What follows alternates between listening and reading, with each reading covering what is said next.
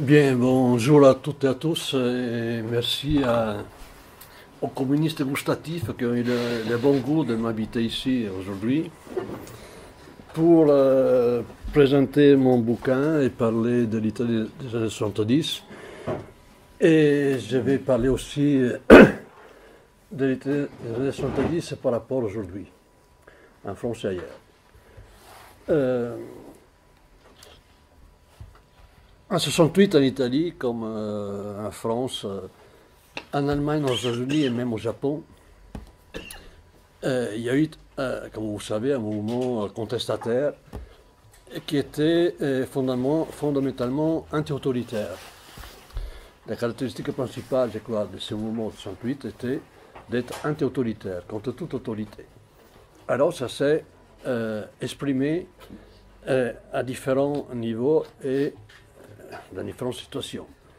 Chez les étudiants de l'université, dans les lycées et dans les usines.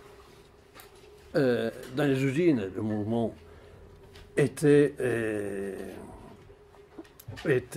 pour des conditions de travail meilleures, pour la réduction du temps de travail, pour l'augmentation des salaires, mais c'était aussi fondamentalement anti-autoritaire.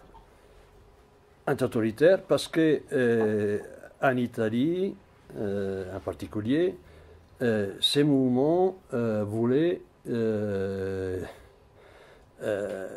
représentation ouvrière des délégués, ce qui est lié au conseil d'usine, qu'on appelle le conseil di fabbrica en italien. Conseil d'usine qui était des ouvriers élus par le personnel au-delà de la carte du syndicat. Il ne fallait pas être syndiqué pour être élu ou voter. D'accord?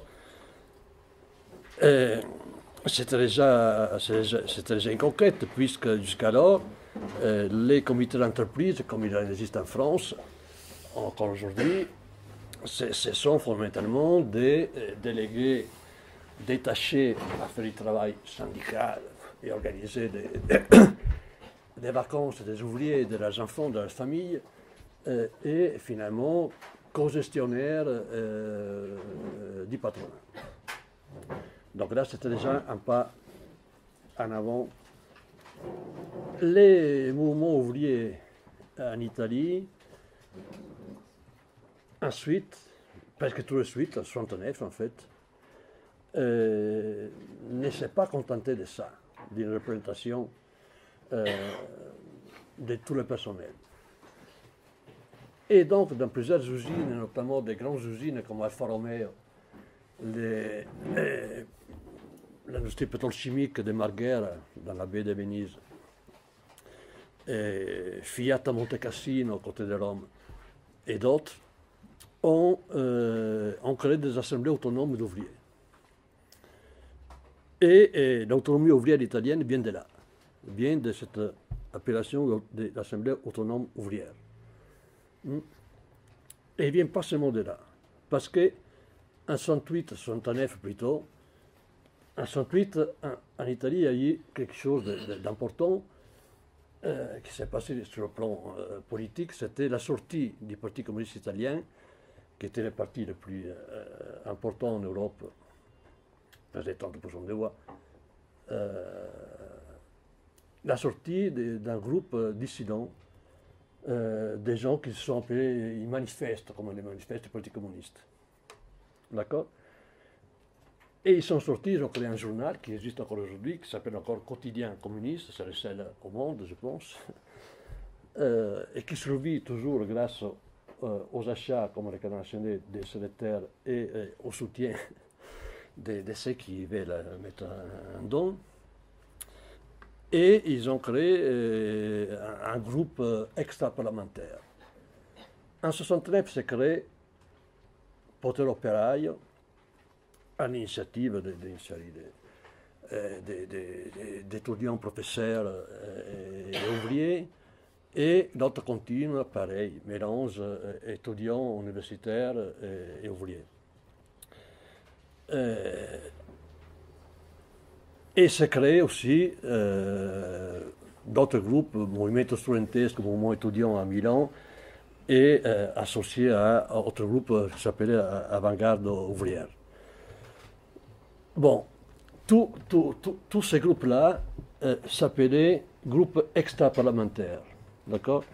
Et le principe était justement d'être en dehors du Parlement, en dehors de l'institution. Hein? Et tous ces groupes-là se sont créés, des groupes extra-parlementaires, avec comme base le fait qu'ils ne voulaient pas participer aux élections, qu'ils considéraient que les élections, prendre le pouvoir par les urnes, c'était naze, c'était mort, il ne fallait pas passer par là. C'était inutile, d'accord? Et donc, c'était groupe extra-parlementaire. J'ai dit ça parce que aujourd'hui, on est à la même station. On est à la même station, c'est-à-dire que la masse des gens ont compris que si la prise de palais d'hiver par les armes, c'est quand même en l'air, et puis c'est à quoi ça mène, enfin, c'était pas rigolo non plus. La prise du pouvoir par les urnes, c'est aussi une grosse chimère. Une grosse chimère parce que prendre le pouvoir par les urnes, si tu y arrives, tu ne fais rien. Tu ne fais rien parce que pour y arriver, il faut faire une médiation telle des intérêts des gens qu'à la fin, le poisson est noyé complètement dans l'eau et voilà, c'est rien. C'est de la boue. Voilà, donc il y avait cette conscience-là à cette époque-là, parce que le Parti communiste italien avait renoncé dans l'après-guerre à l'insurrection, d'accord? Ben, il avait renoncé pour cause aussi du diktat de Yalta, où les États-Unis et la Russie soviétique s'étaient mis d'accord sur le partage du monde, et donc au-delà du rideau de fer, c'était en Russie, et d'ici, de ce côté-ci, c'était aux États-Unis. Donc, les partis communistes italiens, même après qu'ils s'étaient pris une balle dans la tête, le secrétaire du Parti communiste italien, Palmiro Togliatti, en 1948, il a appelé au calme et à arrêter l'insurrection et faire la lutte par les urnes. Bon. Alors qu'en Italie, il y avait eu une première tentative d'insurrection communiste. Communiste, il faut savoir qu'est-ce que c'est. En 1919 et 1920, c'est ça qu'on appelle le biennio rosso, les 2 années rouges après la Première Guerre mondiale, où il y a une insurrection énorme en Italie, où il y a 300 usines occupées, où il y a des centaines de latifondiums occupés par les ouvriers agricoles, où il y a un mouvement insurrectionnel partout. D'accord? Ce mouvement insurrectionnel est stoppé par les fascismes. Les fascismes en Italie et le fascisme en général naît comme contre-révolution par rapport à une possible révolution communiste. J'ai dit communiste, un terme que je considère encore pour moi un terme d'espoir, puisqu'à l'époque, en fait, le Parti communiste d'Italie comme le Parti communiste français se sont créés après, en 1921. D'accord? Avant, les communistes en général étaient anarchistes. C'était les anarchistes qui étaient majoritaires partout d'ailleurs jusqu'à la Deuxième Guerre mondiale. Ce n'était pas le Parti communiste. Le Parti communiste s'est imposé, en Espagne en particulier, sur les dos, sur les cendres des anarchistes tués par les communistes et les fascistes. Mais les communistes ont contribué aussi à les fusiller. Bon. Donc il y avait un esprit insurrectionnel en Italie qui venait de loin et qui a repris, après le fascisme en 1943, après la chute de Mussolini, il y a eu une guerre civile entre 1943 et 1948, et en Italie il y a eu une guerre civile, dirigée d'abord contre les fascistes et les occupants allemands nazis en Italie, et aussi contre les démocrates chrétiens qui avaient pris le pouvoir en 1945, après la guerre. Et comme je vous disais, la tentative insurrectionnelle communiste a été rappelée, arrêtée par le Parti communiste italien lui-même, sous diktat du Comintern, de l'Union soviétique, qui disait qu'il ne faut pas toucher à l'Occident parce que ça appartient aux États-Unis. Donc essayez de voir avec les urnes si vous pouvez, mais il ne faut pas faire une chose. Bon. Mais tout ça crée des frustrations. Et d'une génération à l'autre, les témoins insurrectionnels est passé. Et c'est arrivé jusqu'à nous. C'est arrivé jusqu'à nous, une génération après, en 68, 69, voilà, il y a eu une nouvelle volonté, une nouvelle envie insurrectionnelle en Italie, sur la même longueur d'onde, en gros. Mais cette fois-ci, complètement en dehors du Parti communiste, parce que le Parti communiste était vu comme l'institution qui arrêtait toute tentative révolutionnaire. Et donc les groupes extraparlementaires italiens, en 68 sont créés justement en dehors et contre le Parti communiste italien.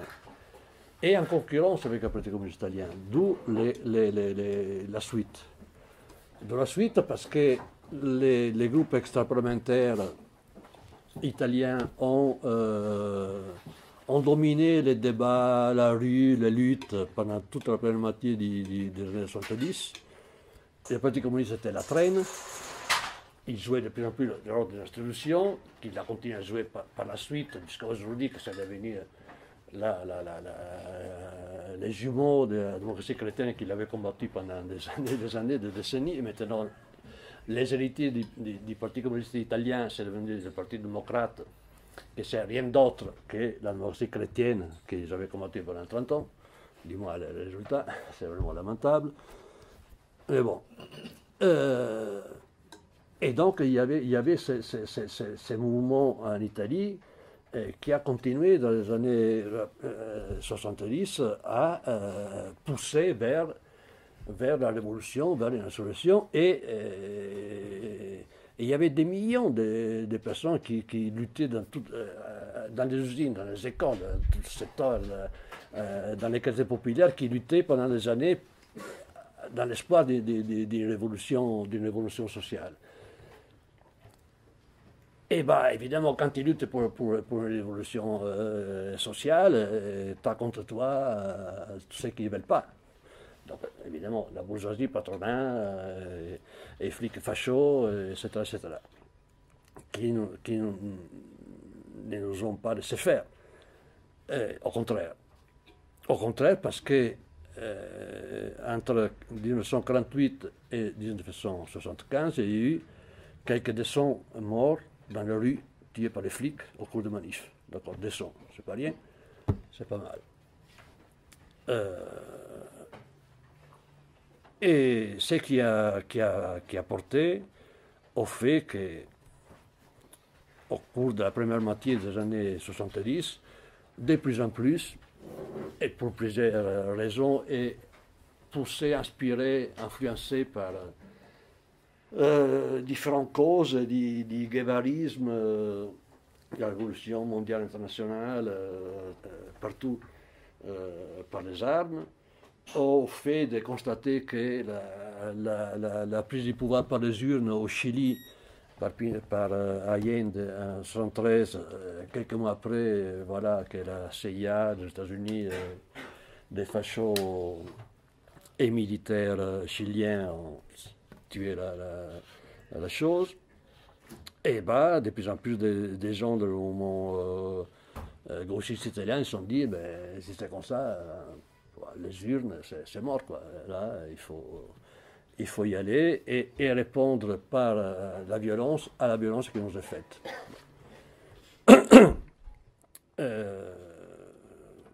Ça paraît simple, mais c'est comme ça que beaucoup de gens ont passé à passer de l'autodéfense vis-à-vis de l'État, vis-à-vis des flics et vis-à-vis des de l'autodéfense à l'offense.